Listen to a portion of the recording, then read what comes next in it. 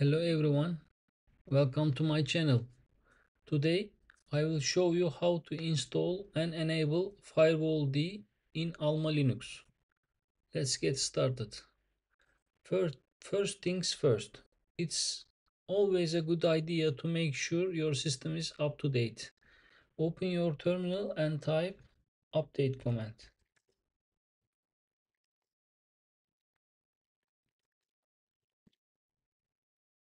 Okay, everything is updated. This will fetch and install the latest security patches and software updates.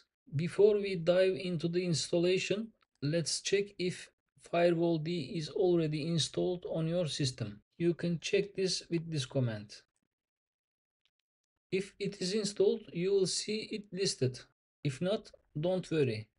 We will install it in the next step. To install firewall to your system, you can use the dnf command to install. This command will download and install the firewall service and its dependencies. After installation, we need to enable and start the service. You can enable firewall service with this command. Okay, it is enabled. Now let's start the service.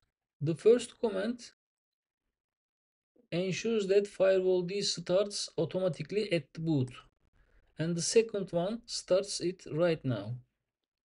Now let's check if firewall is running properly. You can do this with sudo systemctl status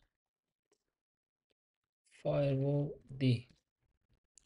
Now as you see, it is active and running. Now let's check the default zone and the service that are allowed through the firewall. You can check the default zone by running this command. The default zone is usually public, and now the active zone is public. It will show you the services that are allowed through the firewall and the ports that are open. These services are allowed, and there is no ports open except the ports that these services are using. You can also allow specific services with this command. Let's allow HTTP service in our firewall. We are using firewall command, and adding service option is equal to HTTP, and we are making this rule permanent. Even after reboot, this rule will be permanent. That's it. You have successfully installed and configured firewall on your system.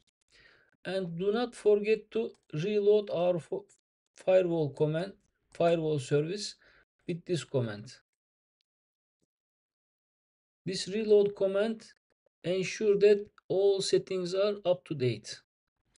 If you found this tutorial helpful, please like and subscribe for more Linux administration videos. Drop any questions in the comment below. Thanks for watching.